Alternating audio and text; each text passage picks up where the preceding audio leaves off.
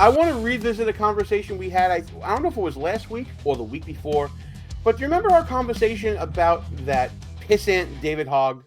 My friend, yes. Yes, your friend, your buddy, your pal, your one and only. The walls are closing in on David Hogg, on many different fronts. Let's just revisit what news we talked about the last time we talked about this buffoon, and at the end of this clip, there'll be another clip from the head of the DNC, the chair that's above David Hogg, talking about his efforts. If you remember, he was talking about funding candidates that would go up against certain incumbents. And this was the story, if you remember. Well, if the Democratic Party wanted a disruptor, they got him when they put David Hogg in as the vice chair of the DNC. And he is now rolling out a plan that some of those people who wanted him to have this role might be second-guessing it because it might cost them their jobs. David Hogg wants to make sure that the Democrats have new blood and that there aren't people who just stay in Congress as incumbents for far too long. He wants to primary a lot of these incumbents, especially the older ones who have been in Congress for a long time. And the party has always taken kind of a neutrality stand on these incumbents. David is bucking that system. And there are some big names who may end up getting primaried because of that. Let me be unequivocal. No DNC officer should ever attempt to influence the outcome of a primary election, whether on behalf of an incumbent or a challenger. If you want to challenge incumbents, you're more than free to do that, but just not as an officer of the DNC, because our job is to be neutral arbiters. We can't be both the referee and also the player at the same time. All of a sudden, the DNC is neutral. All of a sudden, they're not rigging superdelegates. And all of a sudden, they're not stopping insurgents within the party from doing things like Bernie Sanders back in 2016 or Bernie Sanders back in 2020 when there was some headway coming from the left.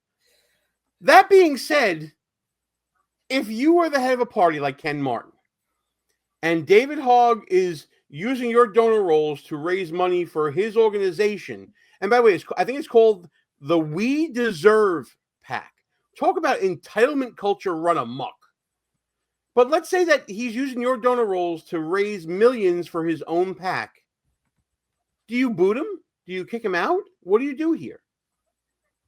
So you beat me in the past on a prediction. So I'd like to challenge you again, Gene.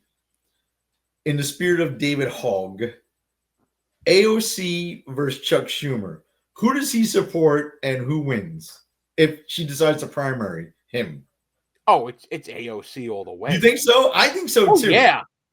So my prediction for a while now has been old white Jewish men have no place in the Democratic Party. Well, that's my view. Let me steal a phrase from Hollywood. What? Old white and pale is stale. Is the phrase that they've been using out there. So do you think Hogg supports AOC to topple Schumer and set the stage? He does so without using his name. That's how he does it. He has his organizations, which he'll disclaim any control over, funneling money. And there's so much dark money out there in Democrat politics that he'll be able to get away with that. Yes, I think he does. Publicly, who knows? But I think he does, yeah. What do you think? Too. I think that Chuck Schumer is toast. He's on his apology tour for not shutting down the government and caving into the AOC Bernie Sanders wing. Spoiler alert, people, not only does Chuck Schumer face an uphill battle, Bernie Sanders is also going to be on the ropes. Trust me when I tell you, Bernie Sanders is also an old, white, Jewish dude. They don't have much time for them. AOC is using him currently. Bernie, his time is ticking. Plus, he's fucking 80-something years old, right? Yeah, and not the good side of 80, not the good side. But maybe that's why Bernie Sanders was on this Stop Oligarchy tour with AOC. Is it a case of AOC riding Bernie's coattails or Bernie riding hers at this point? I think it's both. And I think Democrats, no offense to the Democrats watching, because I know there's a few of you on here. Most of you lurkers.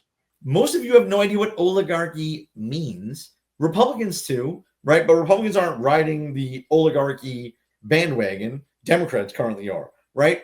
If you're in the chat and you're a Democrat, tell us what oligarchy is. You can Google it and give us the AI answer, but just do it, right? Because that is a loser of an issue. Maybe it's time for a change. We are on the fast track to oligarchy. I mean, Bernie has been telling us that we are rapidly heading towards oligarchy for like a generation and a half now.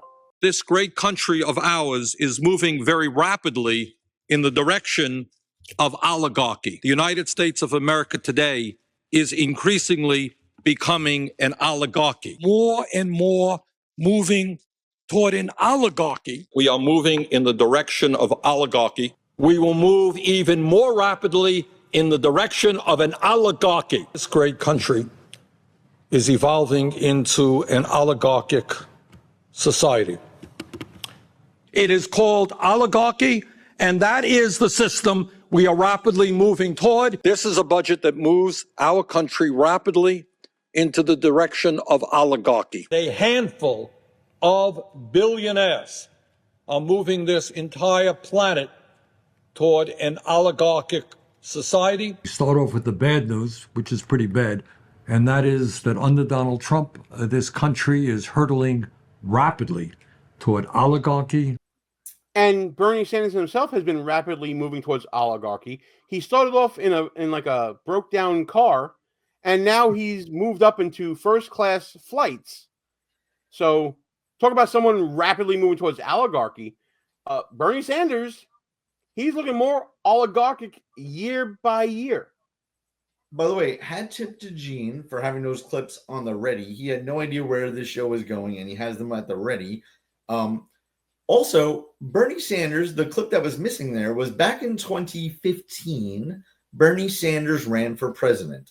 He ran in a primary against Hillary Clinton, and his old line used to be millionaires and billionaires. You notice he stopped saying millionaires. He only says billionaires now. Why? Because Bernie Sanders is a millionaire.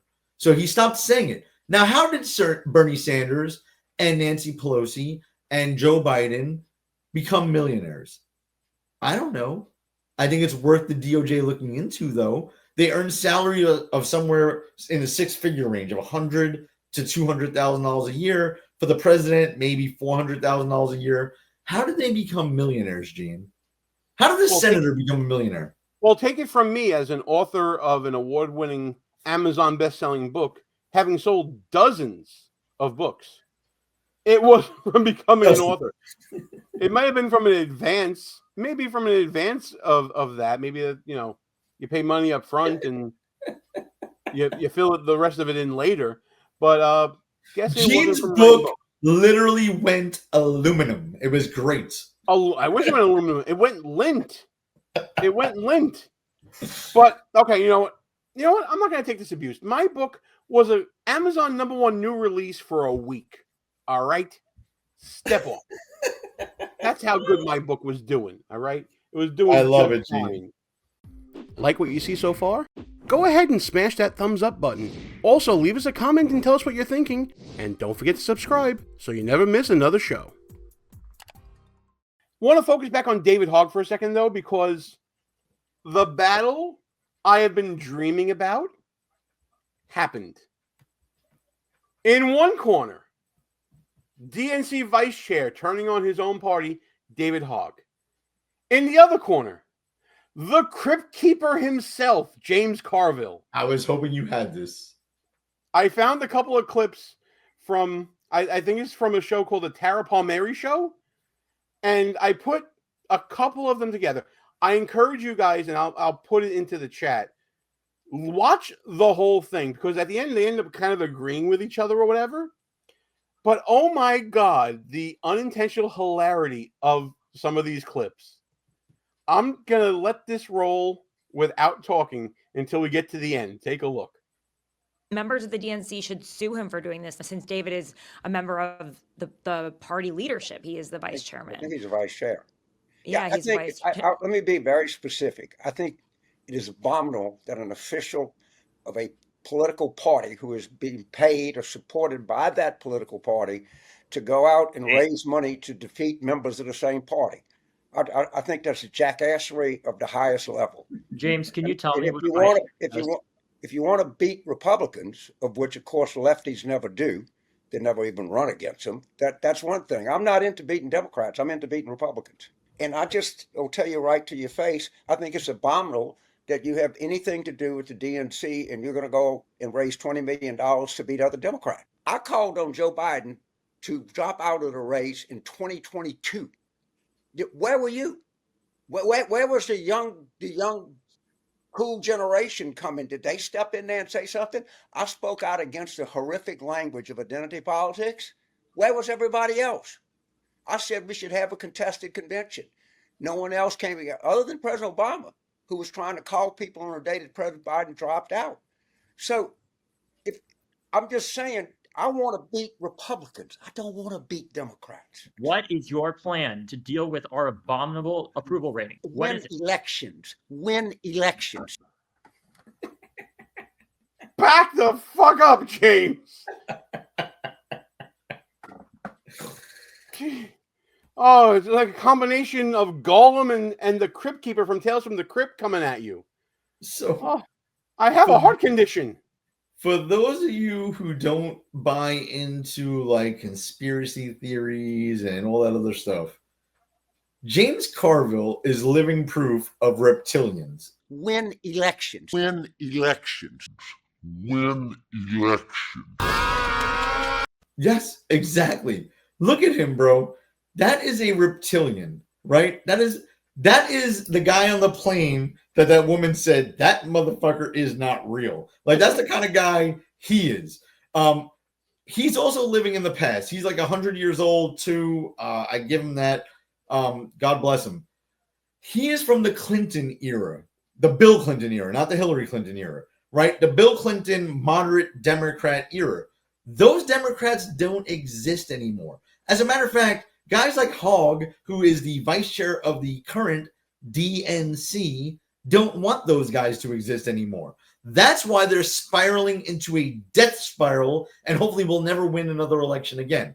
They're all into transgender. They're all into taxing Americans, but not putting taxes on foreign corporations, aka tariffs, right? That's what the modern Democratic Party is, and they're going to go down. And they might cannibalize David Hogg in the process. I don't know if you saw this, pal, but there's a story out there that I found in my research from our old friend Dave Weigel, who attended a hot tub party or two back in our day. And he wrote this piece for Semaphore. I don't normally read Semaphore. I don't know what Semaphore is, but Dave Weigel is writing for them. Native American woman gets a chance to topple Hogg at DNC. We covered the DNC leadership forum back in February, where Hogg ultimately won his election at this gathering of Democrats. But a candidate who failed to win a leadership role, who ran against Hogg and lost, is now challenging that defeat against Hogg. And let's get into this right now. The DNC Credentials Committee will meet virtually on May 12th to consider the challenge of Callan Free, a Native American attorney and party activist who lost a vice chair spot to Hogg at the February 1st meeting. In her complaint, shared with Semaphore and Mr. Weigel, Free argued that she lost a fatally flawed election that violated the DNC charter and discriminated against 3 women of color candidates and asked for 2 new vice chair elections. In February, after several rounds of voting, the race came down to 5 candidates. A woman named Kenyatta, David Hogg, Callan Free, and 2 other women. Kenyatta and Hogg claimed the top spots. Free argues, by aggregating votes across ballots and failing to distinguish between gender categories in a meaningful way, the DNC's process violated its own charter and bylaws, undermining both fairness and gender diversity. You got to jump in at that point, pal. Come on. Well, what I'm thinking, Gene, is it takes a lot of balls for that person to just guess what David Hogg's gender is. I personally can't guess, right? Hogg is, what do they call it? Non-binary at best, right? He's not manly. He definitely doesn't have any testosterone in him. So why are we guessing that he's a man, right? Does he have outreach to the male voter? Does he turn you on, Gene? Does that make you want to vote for the Democrats? Oh, no. And if you think what I'm saying is absurd, it fucking is absurd. Look at what the DNC is putting out. Look what members of that party are putting out. That they didn't have gender neutrality or enough representation from women, right? Okay, so what is a woman? Is in that article you posted, Gene, does it describe what the definition of a woman actually is? Oh, I don't even know if the DNC charter and bylaws go even that far. But I want to just talk about what David Hogg's attorneys said. Attorneys for Hogg argued in a response to the committee earlier this month that the election was conducted in compliance with the rules in place at the time, and that it's inappropriate to try to revise those rules or decisions after the fact through a credentials challenge. That racist, sexist motherfucker David Hogg is trying to disenfranchise and repress the voice of this Native American attorney. How dare he? Is this not 2025? Do we not listen to women these days? And David Hogg is out here saying we got to get rid of all these incumbents and everything. He's destroying the party from within, not only going after the old white guys, but trying to repress the voices of these young women who are diverse in their thought and in their personage. How dare he? David Hogg is one woman of color away, discriminating against one more woman of color away from being Gene Berardelli. He's getting close. He's not at Gene levels yet, but he's damn close. You know, spoiler alert, on Friday's show, I'm going to predict right now, Gene is nominating another woman of color for Buffoon of the Week. There you go.